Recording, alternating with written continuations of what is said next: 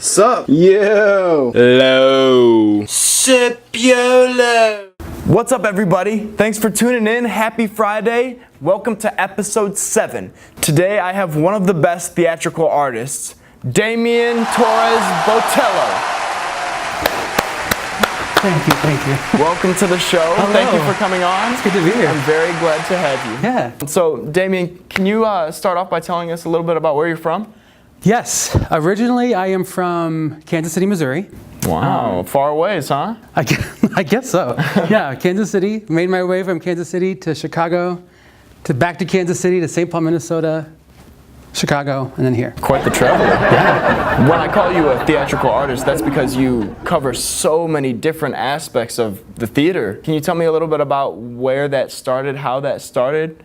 Yeah. Okay. I started off, well, in college. So I majored in theater in college, and the program that I belonged to believed in an entrepreneurial spirit of artists. Okay. So we learned a lot of aspects, but it wasn't so much what I learned, it's just by watching through other people's experiences about how different kinds of theater can engage different kinds of audiences. Yes. And so I love to speak about social justice issues. And so I find that either as a playwright or as a director or as an actor or as a devised theater artist or a solo performist or a monologuist, all those ways are great ways that I have been able to, or the team I'm collaborating with, that we can be able to communicate to people about a social justice issue, to create dialogue and conversation. So college kind of opened me up to that aspect. But theater, I started off really young. So As an actor, maybe? As props. Props? As props. Okay. Yes. There was in Kansas City, there was a Southtown YMCA.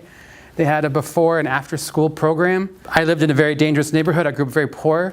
And so as a way to try and keep me off the streets, my parents thought it would be great to put me in this program where they had a theater component. What did you think of that? I'm just shy. I'm a shy person naturally. Okay. So I thought it was just intimidating to be around a lot of people who seem to be very extroverted. It can be. So as an 8-9-year-old, this woman, her name is Ellen. I can't remember her last name. DeGeneres? I wish, that'd be great. That would be awesome. She taught me, she encouraged me to be involved in theater. And she knew I was shy and didn't want to be in front of people, so she had me be involved with props. Okay.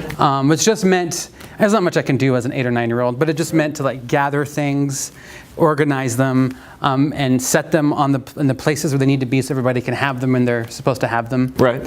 And so I did that. So where did it stem to next? How did you get to where you are today? I met an actor whose name I don't remember, who was also very shy, much more than I was at the time, and super introverted. But when he got on stage, he just grew like inches in height, and wow. And this presence was just massive. He was just a completely different person. And I don't mean that like in the character he played. Gave me goosebumps. But That's good. It was awesome. But then when he got off stage, I mean, he was just this quiet, meek, mild guy, was very unassuming, and I don't know. This by witnessing him living his life as an artist, I felt like I could do that too. And you have. And I have. Right. And I have. So I also know that you write plays. I do. Yes. Can you tell us a little bit about that? Yeah. I guess to begin, I owned my own theater company in Kansas City. Called what? Called Full Circle Theater Company.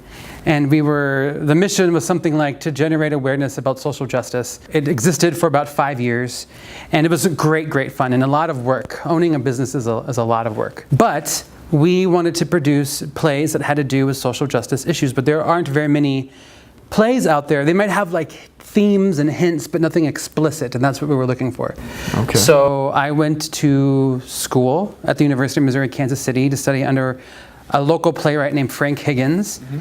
And he was my mentor, and so for a couple of years I was just immersed in the study of playwriting. And then from there, I wanted to capture the voices of people in the playwriting. I don't have a lot of experience of what a lot of people are experiencing. Like, for instance, I'm not homeless, so yeah. I don't know what that's like. Right. So how do you achieve being able to walk in the shoes of somebody who's homeless? So I went out into the streets. There was a soup kitchen, a Catholic worker house, as it's called, that served the homeless food, and they gave them toiletries. Okay. And so I knew the people that worked there, and so myself and my business partner and one of my best friends, we went there and did the work and volunteered.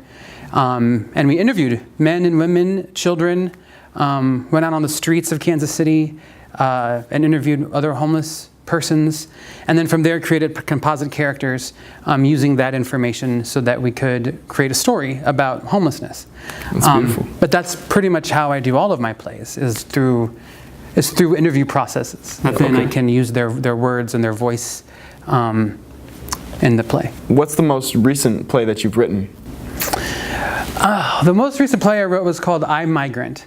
A couple of summers ago, I had some friends who rode the train from way down South Central America up that migrants and immigrants used to get into the United States. Okay. And so in contact with them. That's very interesting. Yeah, and they had an amazing experience, but they would send over the conversations that they had with people who were immigrants and migrants, photographs. I recorded their experiences.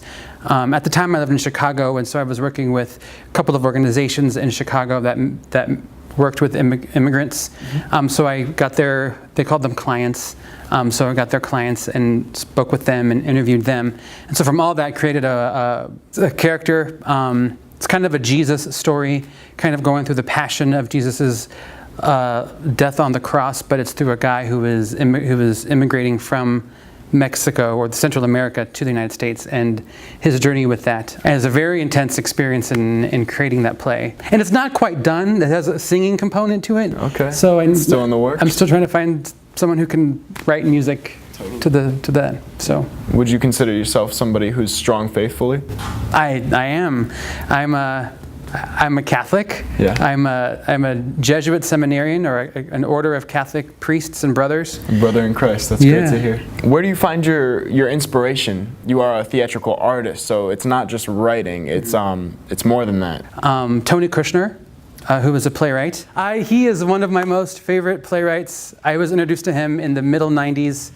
When the production of Angels in America was in Kansas City, and just his language and his use of I don't know, I guess magical realism, but mostly he writes a lot about Palestinian and Israeli issues, about homosexuality, about faith, and doubt, and the seek and the search out for something more and something new. And his language, the language he uses is just so captivating and very theatrical. Very. And I love that. There's him, and then there's this monologuist theater artist named Anna DeVere Smith, African-American woman. One of her, I guess, more well-known plays are called Fires in the City, or I don't know, it's about one of the riots in California. Okay. And she does a similar thing where she goes out and interviews persons about whatever experience she's trying to capture, but then she verbatimly creates the character and uses their words verbatimly. So,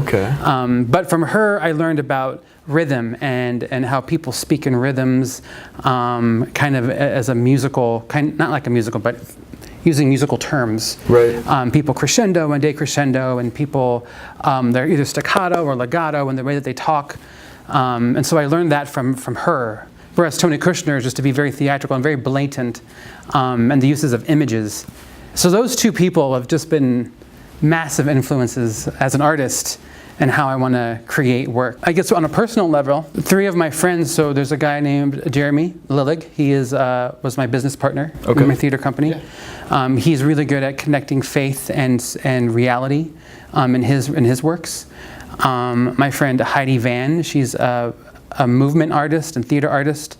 I was a resident playwright at the Fish Jake Performance Studio in Kansas City that she owns. She is into like red-nosed clowning, physical movement. And then my friend Lisa Cortez, who is also a monologuist, but she's very into social justice work as well. But the way that she creates these plays on multiple levels, on multiple planes, I've been very influenced by her, worked with her. She's kind of a collaborator of mine too. Okay. So these people, all of these people have just been this pool of just inspiration and power and empowerment. Who's your biggest supporter? When I entered the Society of Jesus to begin studying for the priesthood. So you're a priest? I have some years still. but I will be. Congratulations.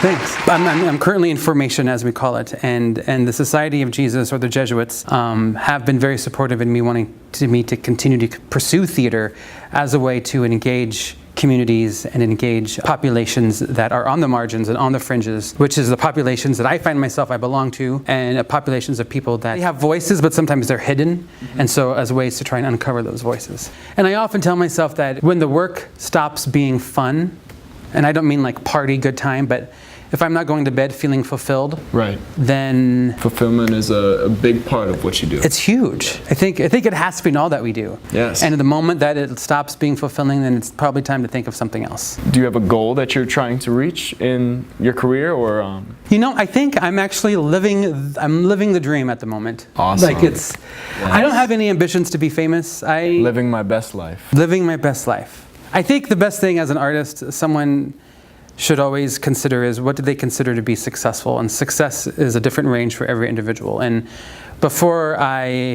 6 years ago, before I became a Jesuit, I lived on my own. I was doing the whole thing. Yeah.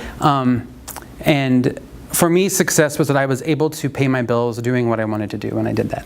So what do you consider success nowadays? So right now I am at the University of Detroit Mercy in the Performing Arts Department, and this year I will have an opportunity to work with students, to be able to engage students in the kind of art and theater that I like to engage audiences in. So to be able to pass that on, to be able to try and see how this can transform the lives of artists on the verge. So right now in this moment of my life, success is to be able to work with talented people who are willing and wanting to learn more. Do you have a favorite genre of theater? So I think I love to write dramas, because comedy is really hard, and I've tried it. Comedy is hard. I'm not that good at writing comedy. Your stuff is way deeper than comedy. I guess so. Yeah. I love musicals. Yeah. You know, they're just wonderful. They are. Wonderful. It's a wonderful genre. Calling yourself a theatrical artist can sometimes become a little vague. I know that you're a playwright. I know that you've worked props, you've acted. Is that kind of the range? Does it stop there? In my career, I've been a playwright. Okay. I guess I would say if there was anything I was more generally, would be a playwright. Okay. I'm also an actor. I'm a director. I've done scene design. I did props as a kid. I don't know if I would count that. You know, that was so Totally. that was so long ago. Throw it on the list. I've done a lot of work as a solo artist, performing artist, and a monologuist.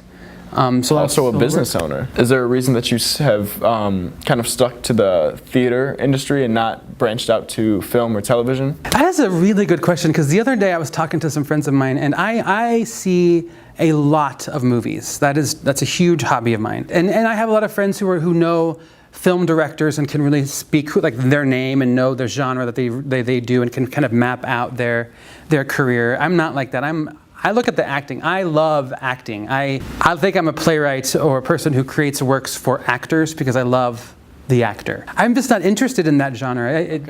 I think I like the fact that there can be an audience out here and that you can feel their spit. You could probably get up off of their chair and touch the actor. Right. You know, that there is space that we are together sharing. Right. And live reaction. Live reaction. Instant gratification. I guess, yeah, some instant gratification there. But I think that there is a relation that occurs when you are able to physically be in the spaces. When I can touch you, there is more of a connection than there is if there's a screen separating us. Which is not to say there isn't a connection happening on the screen. It's just a different kind. I cry every time. So I think that's why theater has just been my particular space. For our viewers, how can we find you? Currently, I live and work on the University of Detroit Mercy. Okay. In the Performing Arts Department. Yeah, that's where they can find me. Do you have anything coming up soon? Yes, actually what's happening in the work, so in the 48th season of the Detroit Mercy Theater Company, in the third slot of the main show, the main season, I'm conceiving at the moment, and then guiding and accompanying students in a project called American Privilege. Can you tell us about that? Yeah, it's going to be probably a 90-minute piece. One act? One act, a long one act, as they would say, or a play with no intermission, where we are going to be looking at privilege, and privilege being defined as unearned advantage. All right, Damian, thank you so much for coming on today. Thanks for I'm so having me. happy to have everything that you shared with us.